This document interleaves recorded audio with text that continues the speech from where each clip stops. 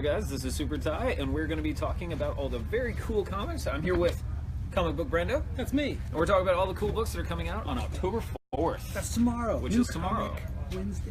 There's a lot of stuff coming out, and we're going to try and get through it pretty quickly because we got to put them all out tonight as well. So get them ready for you. Yeah. The happy comic buying public.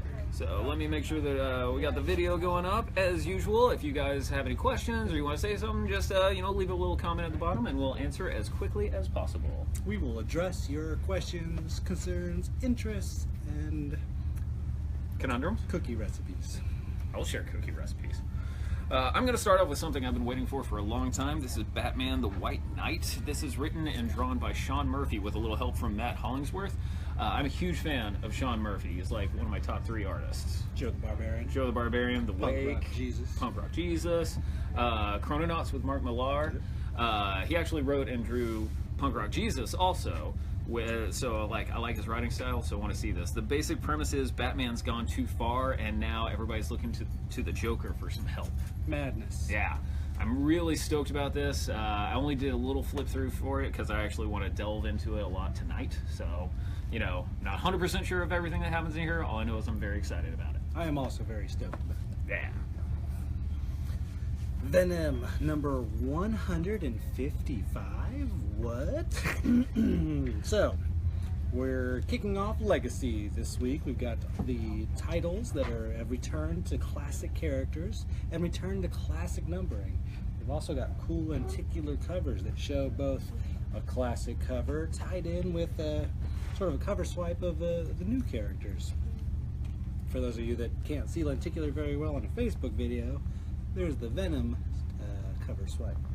So in this issue, it's a great jumping on point. Basically, you get to find out that the symbiote is with Eddie Brock again, and he's discovered a race of dinosaur people that live under New York City. Dinosaurs. Dinosaurs are cool.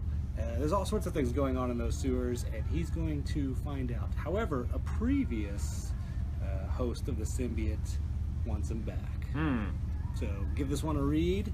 I'm really excited about these Legacy issues and the return of some character classics. Nice. Angel says, "Yay, Rainy Day Comics," and sup, guys? Sup, Angel? Rainy day indeed. Yeah, dude, it was nuts earlier. Ugh.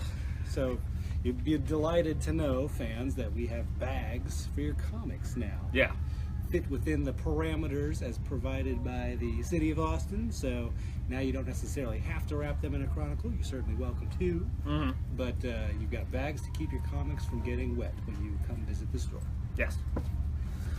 My next one is part of the Dark Knights, the evil Batman one-offs. This one is Batman the Dawnbreaker. I was really interested in this because I used to love Elseworlds growing up, and there was a one called Blackest Night, which was about Batman getting the Green Lantern ring, which, looks like it's happening in this one.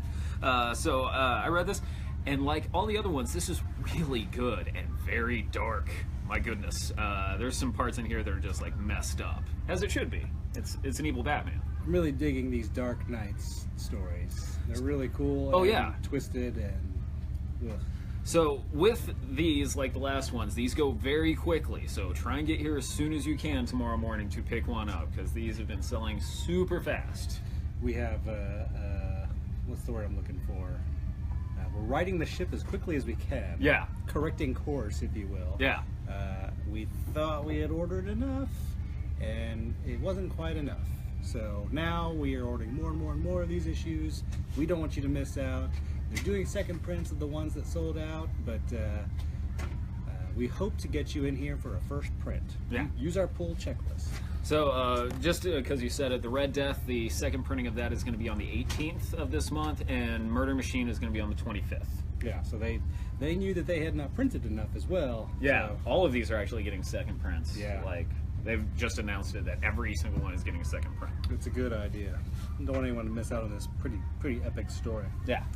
Star Wars number 37. This deals with the Scar Squadron, the group of hard-ass stormtroopers that answer directly to Darth Vader.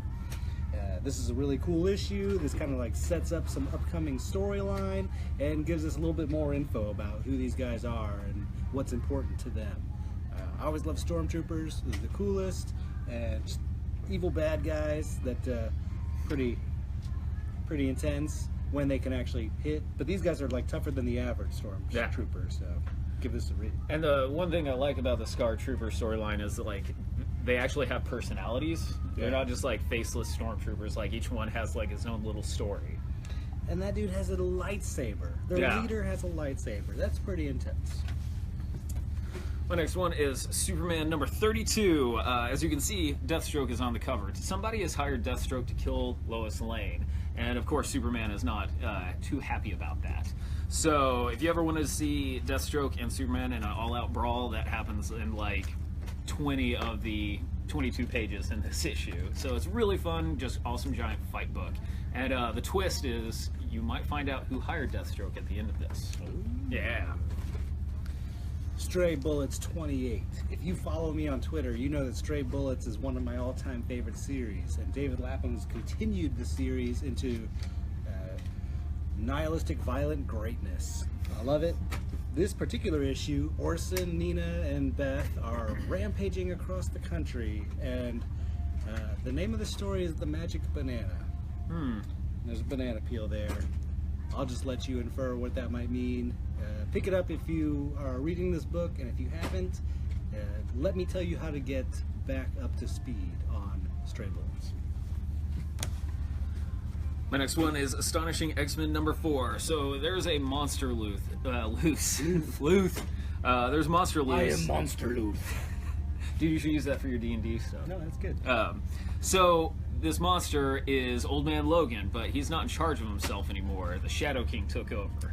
So this is actually, this entire series so far has been like mostly in the astral plane of certain X-Men trying to get rid of the Shadow King, but it's nearly impossible to do that. So it's a different kind of X-Men book. It's more cerebral than, physical in this. I've been really enjoying it. Charles Soule is one of my favorite writers, so I think he's killing it. You should be reading this. I remember being a kid and reading the backup classic X-Men storyline where Professor X is like doing mind battle with the Shadow King. Yeah. And wins, and like, well, I guess that's it for the Shadow King. Yeah. Nope. Harley and Ivy meet Betty and Veronica. Now there's a pairing that you'd never thought you'd see, right? Gotham's bad girls and Riverdale's mostly good girls. Yeah. One is. Yeah. The other's kind of Yeah. hoity-toity. But yeah, things are going on. Lodge, what's his dad's name? Something. Hiram. Mr. Hiram Lodge. Pulled that out of my recesses of Archie knowledge. I did also check this issue out. He is trying to develop Sweetwater Swamp into a college/shopping center for young adults. Only that swamp is under the protection of Ms. Poison Ivy. So they're going to go to Riverdale and start some S. Check this out. This is written by Paul Dini and Mark Andreyko, two excellent writers that know exactly how to write the Gotham gals. Nice.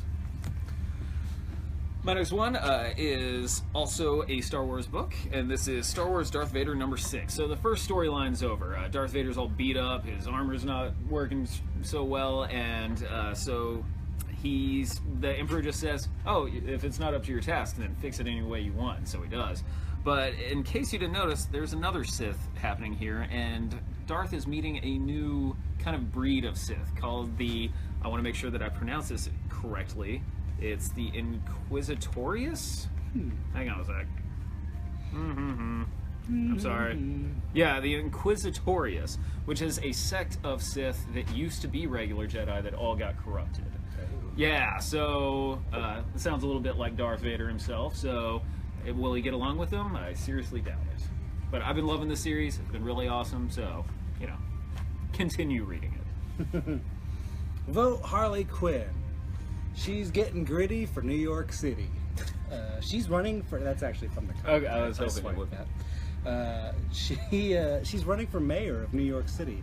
That seems to be political suicide for a criminal, but we'll see how that ends up.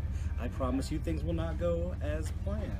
Perhaps another rogue from Batman's villain camp might show up. Oh, man. So now we're getting into all my lenticular covers. Yeah. So this one is X-Men Gold number 13. It kind of has the classic X-Men number 100. One of my all-time favorite covers. So the basis of this issue is they're playing softball as they do, and then all these weird like objects start coming out of the skies, and they're all giant city styles. Building size. I'm so excited. I'm stumbling over my words. So all the X-Men are like, well, what is this? What's going on? And it looks like old Mojo's back. Old Mojo. Mojo was actually one of my first favorite villains because of the X-Babies from X-Men Annual number 11, I believe. Was one of the first comics I ever read. And I was like, oh yeah, Mojo looks crazy and scary and weird. Like, this looks like a good villain. Yeah, Long Shot, Mojo, Spiral, the Mojoverse. Yeah, so everything being a TV show. So I'm actually kind of like really happy that Mojo is back because he is a ridiculous villain, but he's a great villain. I also appreciate that the Mojoverse keeps up with the sort of technology of real life. Oh yeah, exactly. You got like streaming Twitter information at the bottom and whatever. Oh yeah. I love it. The Walking Dead, number 172. 172. We're not that far from 200. I know. A couple of years. That's crazy. So we've got Michonne has encountered this character called the Princess and has agreed to bring her back to Ohio and is immediately regretting that decision. What kind of trouble will they get into? What's the Princess all about? And what's happening with Carl back in the rebuilding stage? Find out here. So I know it looks like Giant Size X-Men number 1, but this is also Spirits of Vengeance number 1. I'm pretty stoked about this book. Me too. It has a lot of characters that I'm very, very fond of. It's got, classic Ghost Rider. It's got Hellstorm, Son of Satan, or Damon Hellstrom. It has Satana. It has Blade. It's just like that good old school, all those classic occult characters. Yeah, occult characters. That's what I was looking for. So I'm really excited about this. This is another one that I just did a cursory flip through for because I'm really wanting to delve deep into this because I'm just a huge fan of those guys. Swiping that Giant Size X-Men number 1. Yeah. Victor Gischler is the writer. All right. Yeah. I'm excited. I'm into it. The War of Jokes and Riddles concludes.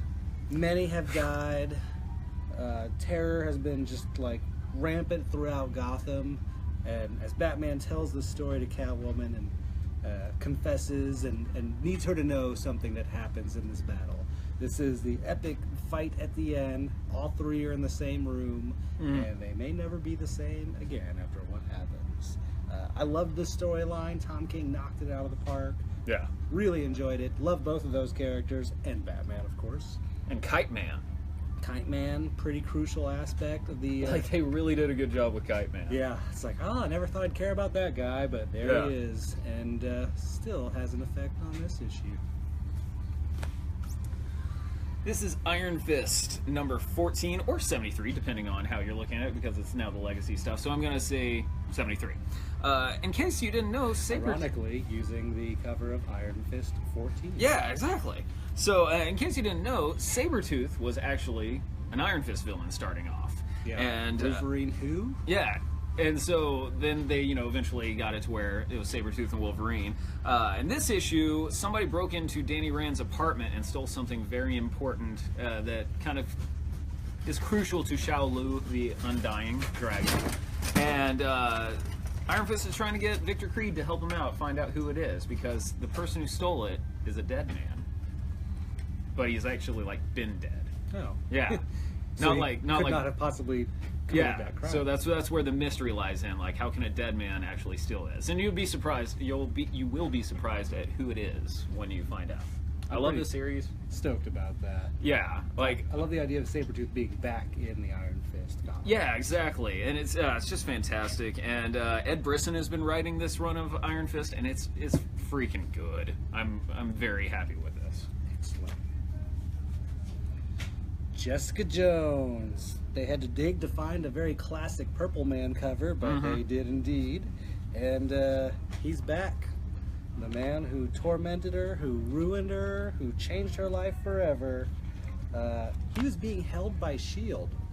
Only the problem is there is no more S.H.I.E.L.D., and so no one's holding him, and he is now loose. Will he make his presence known to Jessica Jones? You can almost guarantee it. Awesome book. Loved the original series. Loved the TV show. And this feels like the best combination of both of those. This is Avengers number 672. Maybe they're getting up there in numbers. So this is actually the Avengers and the Champions are teaming up because there's a giant meteor heading to Earth, and they gotta stop it somehow. There's actually some pretty fun, inventive ways that they try and stop it in this. But there's also some tensions rising between them both. The Champions don't want to be considered kids. The Avengers don't want to be ignored. It might come to fisticuffsmanship or pugilism. Almost guaranteed, probably. Pretty good. Thank you. I'm trying. Is that the High Evolutionary on the cover? Yes, the High Evolutionary. It looks a little easier to decipher over here. Well, great cover by Michael Allred also. I'm very happy about this. It has to do with Counter-Earth on the other side of the sun. If you guys aren't familiar with that, it's the High Evolutionary's planet on the other side of the, sun. It's probably a good place for him. Yeah. Stop messing things up over here. You're terrible. Yeah. You ruin things. Paper Girls number 16. They find themselves in the far-flung past, for them the far-flung future, of the year 2000. That's right. It's New Year's Eve, the world's coming to an end, Y2K, giant robots. I don't remember that part of that, but apparently there's 2 giant robots fighting too. Give this a read. This is such a weird, wacky, but awesome series from Brian K. Vaughan and Cliff Chang. Friend of the store, Cliff Chang. Friend of the store. So, if you know me, one of my top 10 characters of all time. Lee said hi to Jay. Oh yeah, I'll tell Jay when he walks back by. If you guys know me, like one of my top 10 characters of all time is the Tick, and Spoon. I am so happy that this is coming out. This is written by Cullen Bunn, as you guys know. I'm a huge fan of his as well. It's keeping up with this, same kind of wackiness of old school Tick. Like, you find out that ninjas and murder clowns are deadly enemies towards each other. Oh man. Also, the Tick speaks fluent French and can play Rachmaninoff. So, that's just some of the weird wackiness that's happening in here. It's all leading up to good old Tick trying to find out his own origin in the Canadian Alps, of all places. I don't think we've ever encountered any of the Tick's origin. I know. So kind of showed up in the city, and there you go. Yeah, but it's keeping up with the continuity. Like you can't really see it because it's kind of small. But Chairface Chippendale's graffiti on the moon is still there. So that's one thing I loved about the series. They never give up on the classic jokes. All-Star Batman wraps up the first Ally storyline. Alfred Pennyworth has a very fascinating past, and we're learning a lot about that in this story arc.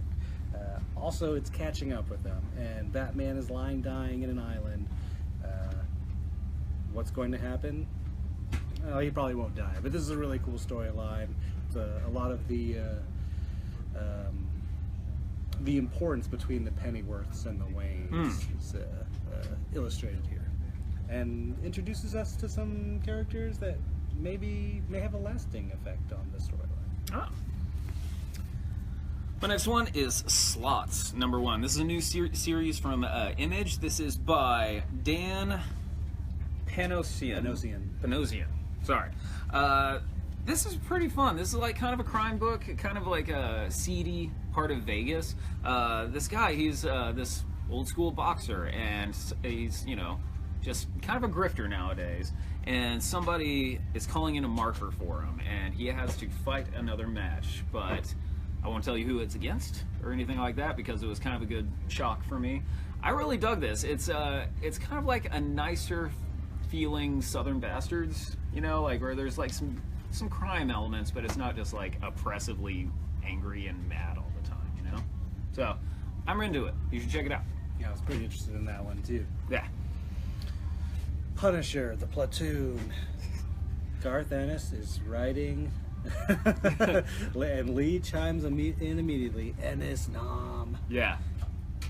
He saw it was on deck too. Yeah. Ennis is writing both the Punisher and a Vietnam storyline. If there's 2 things that Ennis can write the hell out of, it's those 2 things. Yeah.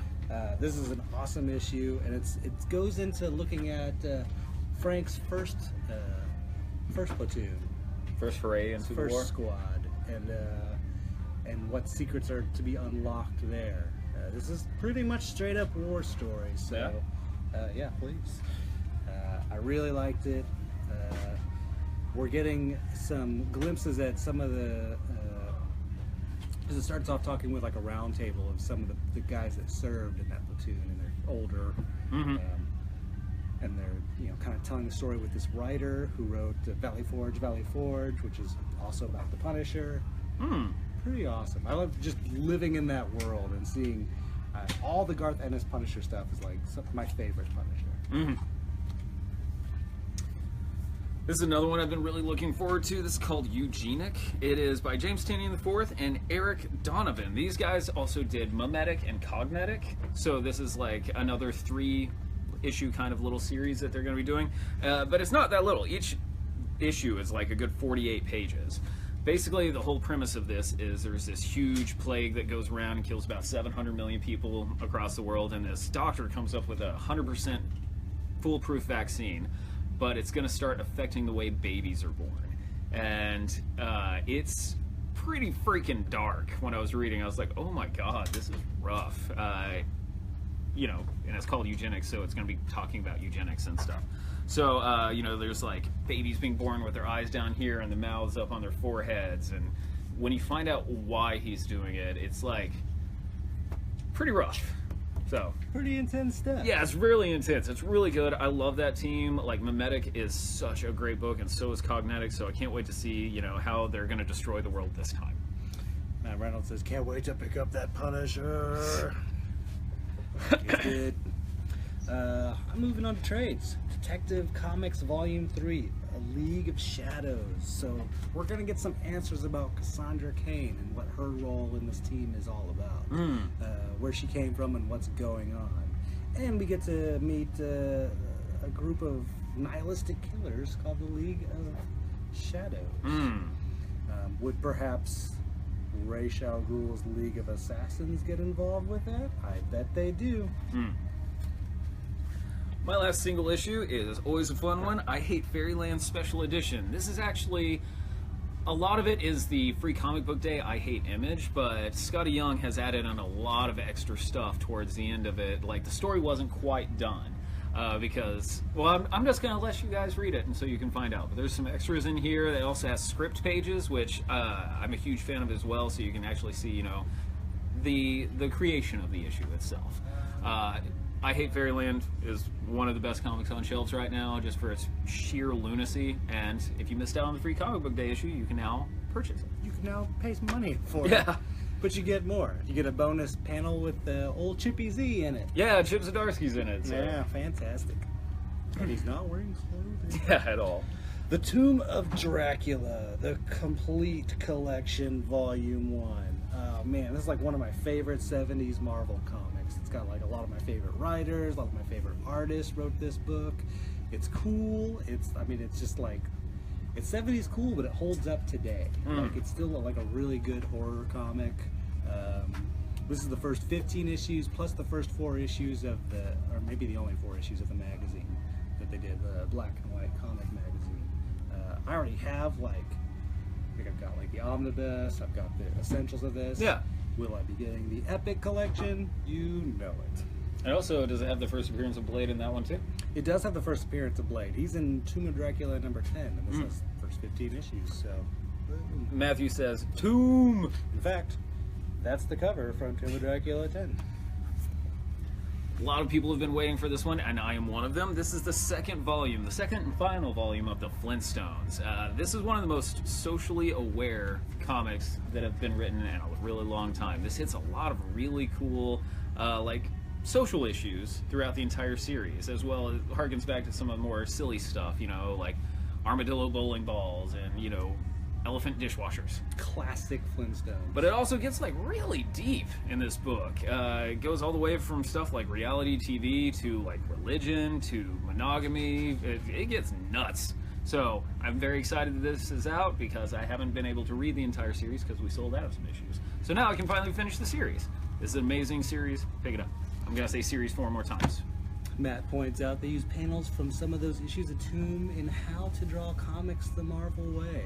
Oh, yeah. Yeah, if I do recall, maybe some Gene Colan panels. One of the all-time greats. Thor versus Hulk. Let's get ramped up for the upcoming Thor Armageddon by Ragnarok. What else? It's all the same. Armageddon was DC. Thor Ragnarok, and we're going to go through the history of these two titans battling from the 60s through current day in this nice fat collection of battle books. The Visitor, How and Why He Stayed. This is a very cool little story. This is about an alien that has been watching Hellboy since he first showed up. And as you can see in the title, it's How and Why He Stayed. He's kind of always just been... I like that movie, but you should throw something else in, too. Like what? Let's just make a joke about how he's watching Hellboy since he first showed up. You got Maybe me. Hellboy 2. I was just like, oh man, what am I missing? I really dug this. He like this nice little alien guardian angel hanging around Hellboy, just, you know, checking everything out. I'm a big fan of books that focus on ancillary characters. Like, you know, that's why I liked Marvels so much, because it's just about this guy and all this other stuff's happening around him. So this is really cool. Written by Mike Mignola, so I'm very happy about that. And it adds more to the Hellboy mythos, you know. Yeah. You get to find out things that we didn't really necessarily know before. It makes it deeper. Yeah. Yeah. So pick it up.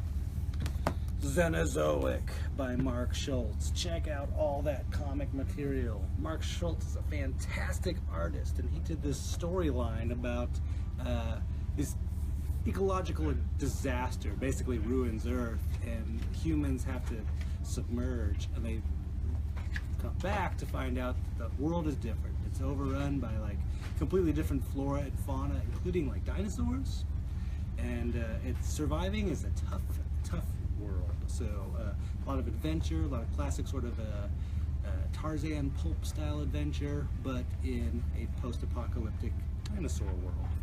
Awesome, beautiful art, lush illustrations, all in one giant book. Cenozoic Tales was awesome, and now it's all collected right here. Valiant's book. What? Matt was also very excited about Cenozoic Tales. That is an amazing collection, he says. Thanks for agreeing with everything I recommend. We need more of that in the world sometimes. Valiant's Rapture book. I was really impressed with this. It basically follows Ninjak, Shadow Man, and a couple other of the like Mama Voodoo, or no, what's her name? Punk Voodoo? Darn it, I can't remember. Punk Mambo. Thank you. Sorry. There you go. Thank you. Back up the book. They have. Lee says hi, Jay. Yeah, Lee said hi. He saw you on the video. Hi. Oh, there we go. So they have to go to the dead side, which is obviously where everything dead is in the Valiant universe. And it's kind of like hell, but it's also kind of not. It's just, you know, it's just another place where you go. Because there's this guy named Babel from the Tower of Babel, and he's trying to take over the world. I really enjoyed this. I thought this was very cool. It had a lot of very cool covers from, what's his name? He was the artist on Wanted, Jones. J.G. Jones. It's like, no. I kept thinking Bruce Jones. No, he's a writer and an artist. But this is, I'm sorry. This is written by Matt Kent, and you know he can do some pretty awesome, wacky stuff. I'm a big fan of the Valiant. All their stuff has been really great. So pick this up if you haven't ever read anything by them. Matt says, ha, love you, goofballs. We are goofballs. We are indeed. Isn't that a beautiful cover? This is to Neil Gaiman, The Sleeper and the Spindle. This is actually like a slipcase edition. Beautiful metallic print art from Chris Riddell. Riddell. This is their take on the Sleeping Beauty, where she had the pricked her finger on the. Yes. Yeah. Disney has me all mixed up on what a lot of these classic fairy tales are like, but they do their own version of the story with some interesting takes on it. So, beautiful book. Give it a read. If you are a fan of Neil Gaiman, you don't want to miss this. I'm a huge fan of cyberpunk, and if you're a fan of cyberpunk, then you know who William Gibson is. William Gibson made this book called Archangel. It's actually his first graphic novel ever, his first comic series he's ever done. And he kind of takes a little sidestep from what he usually does. This involves like alternate histories and future timelines that aren't ours, trying to invade our time. Half of it takes place in World War II, the other half of it takes place in a far-flung future where the world's just kind of like crappy. I was a huge fan of this. It did suffer from having a delay between an issue, like a good 8-month delay, but it just made me want to read it more. So if you're a big fan of William Gibson or just any kind of like time travel sci-fi, you should definitely be reading this one. No waiting involved. Beautiful hardcover. It's right there. Done. Yeah. Bernie Wrightson, art and design for Gang of Seven animation. Bernie was a good friend of the store, and one of the comic artists who I first began to appreciate his own style. Realized I could see a page and go like, "That's Bernie Wrightson." Yeah. I recognized him right away. Huge fan of everything he did, from Swamp Thing to Creepshow to Frankenstein. All of his books, all of his classic House of Mystery, House of Secrets covers and stories, good stuff. I did not know that he did animation design for Biker Mice from Mars. Yeah. And almost all that work is, yeah, right? Yeah, right? Biker Mice from Mars. The classic 80s It's cartoon. weird enough to hear me, or to hear anyone else, those words come out of anyone else's mouth. Yeah. Besides you. Besides me. I thought that was just my thing. Everyone I've Biker ever Mice from spoken Mars. to, what's that? Tons of production designs. There's some background info on Bernie. But yeah, there they Yeah. are. Throttle, Vinny, and Moto. This is for you, Brennan. Yes. Yeah. Yes, Absolutely. that's mine. There's also, he did some design animation work for a Freak Show that they were doing. Yeah. And The Juice, a werewolf story. Oh, nice. Really cool book, beautiful. I love Bernie's artwork. Always have, always will. Give this a look. I know a lot of people are waiting for this. Here's Meighan. This was a little mini story in the back of Image Plus magazine that went on for an entire year, and now it's all collected. This is the origin of Meighan. You finally get to find out where he comes from and why he is such a sick SOB. Collected for your convenience. Yeah. So this is really awesome. We have a lot of them, so don't worry. We prepared. We are prepared for this. Walking Dead books tend to sell well. Yeah, so if you missed out on any of this and you wanted to read it, now you finally have it available. I really hope they do this for Witches, the new backstory of Image Plus. I totally hope they do the same. Big- But if you don't like to wait, like I don't, You can pick up Image Plus. there you go. And I'll end I'll take a sip from yeah, from one of our delicious sodas that we've gotten restocks of. Moonshot, made here in Austin, Texas. Yeah. This is a Sidekick Special of the Week. Why? It's one of the best Wolverine stories ever. Chris Claremont and Frank Miller's Wolverine.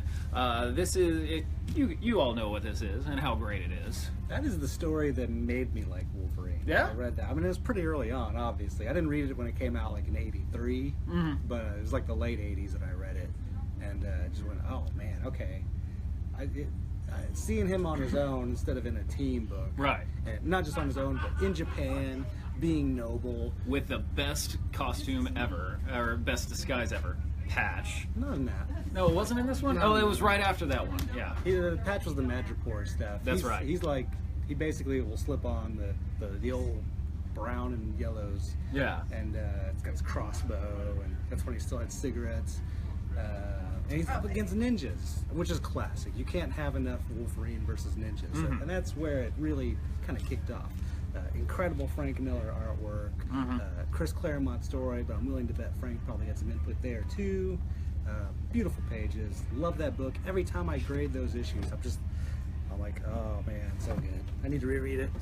So these usually sell for $24.99. We were doing it for $8. That's insane. Yeah, I have the soft cover at my house, but I'm going to be buying a hardcover because it's nice. I'm willing to bet I have 3 copies of that book, and I am still going to be getting Yeah. another copy. And it's not just the miniseries. It also has Uncanny X-Men 172 and 173 in there. Oh. So it's like a little bit extra story going on in there as well.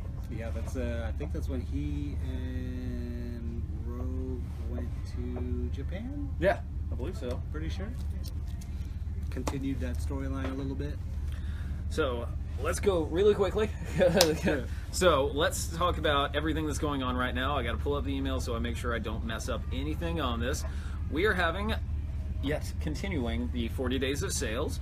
Right now at Austin Books is buy one household item and get one for 40% off. Now, what do I mean by household item? I mean pint glasses, mugs, lunch boxes, bottle openers, anything like that. Handy dandy things to have around the house. Yeah, pizza cutters. You know, if you Do we need have any one. pizza cutters still? I think we still have one. So that's what's going on here at Austin Books. Outlaw Moon is buy one supply, get the next for 40% off. Yeah, so if you need like deck boxes, if you need play mats, card sleeves, you know, that kind of stuff. And really, you always need sleeves. Yeah. No matter what game you're playing. If you want to keep it nice, get some sleeves. And we have those like well stocked right now. So definitely come by for that. Over at Kuzu, the art show, Spirit of 77. If you buy one art print from that, you get the second one 40% off from that show. Now, also, these sales are just going on. We'll talk about the Sidekick one in a moment. Yeah. But, like, they're just going on. Until Thursday, I believe. I believe that's right. Yeah, yes. Thursday the 5th. Now, Are we ready to talk about why No. that is? No, not yet. I didn't think so. no, not yet. So- you guys should really stay tuned for what's going to be happening. The point is, there's less time to take advantage of these sales. Don't just sit around like, I get it later in the week. Yeah. These sales are more limited than the previous week's sales. You'll be excited for the reason why, but you'll want to come in and take advantage before Yeah. Friday. Stay tuned. I believe it's tomorrow. We're going to be announcing all the other stuff. Other stuff. Okay, so the last one is the Sidekick special of the week, and that is buy $100 or 100 of the $1 comics, and you get them for $40. Oh, okay, that's a good deal. The $5 comics, if you get 20 of those, that's $40. If you, I'm sorry, I'm not good at math. If you buy 40 of the $2 comics, you get those for $40. Okay, all right. So I might have misspoke. If you get 20 of the $5 comics, you get those for $40. So they're essentially half off. savings across the board. Yeah. So if you need some back issues from from Sidekick, man, this is the time to stoke up on. Maybe 60%. I think they're all like 60% off for the 100 or the $5 ones. As I said, I'm not good at math. So that's what's going on with all the sales. Please stay tuned because we have, I believe the announcement will be tomorrow for what's going on for the rest of the week. It's gonna be pretty crazy. So, I'm gonna come in on the day off. so let's just get through it really quick. Do you have anything going on? We're gonna go do some Dungeons and Dragons right now at Outlaw Moon Games and Toys. That starts around 7:30ish. Nice. I have literally nothing going on. Nothing. Yep. So, You're preparing for what's going on, yes, I'm preparing for what's going to be going on. basically. Yeah. So, I guess that'll do it for us. You can follow me at SuperTyDenton1. You can follow you at, Comic Book Brando. and you can follow both of us at Austin Books, and we'll see you tomorrow. See you then. Cha-cha-cha. Ha-cha-cha. Only $8.